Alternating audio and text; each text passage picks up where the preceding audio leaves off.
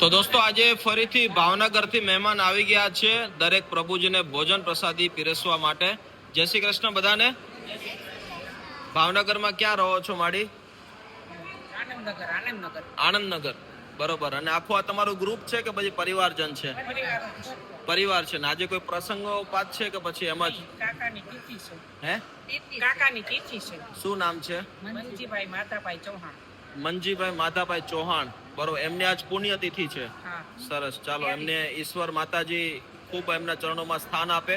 ને આજે તમારો બધાનો કિંમતી સમય કાઢીને તમે બધા આવ્યા છો એની માટે દિલથી ધન્યવાદ. કેવું લાગ્યું તમને? હે, એટલે શું સારામાં શું લાગ્યું? ચોખાઈ, તમારી વ્યવસ્થા, બધા પ્રભુજીને જમે છે ઈ પણ સરસ લાગ્યું. ચાલો, ધન્યવાદ. અને બધા લોકોને એક શાંતિથી એક સારું ભોજન મળે છે એટલા માટે એ શાંતિથી બધા લોકો જીવે છે. કેમ કે જેવું અન્ન હશે એવું જ એનું મન થશે. અને આજે તમે બધા લોકો કિંમતી સમય કાઢીને આવ્યા છો એની માટે ધન્યવાદ. આજે ભાવનગરથી આખું પરિવારજન ગ્રુપ દરેક પ્રભુજીને ભોજન પ્રસાદી આપવા માટે સ્પેશિયલ આવ્યા છે. બસ તમે પણ આવી શકો છો. અને તમારે પણ જો અહીંયા આશ્રમે આવવું હોય તમારો નંબર ડિસ્પ્લેમાં મળી જશે. એકવાર ચોક્કસથી આવજો. અને તમારી આજુબાજુ પણ કોઈ પણ વ્યક્તિ ભૂખ્યું હોય તેને જમાડજો.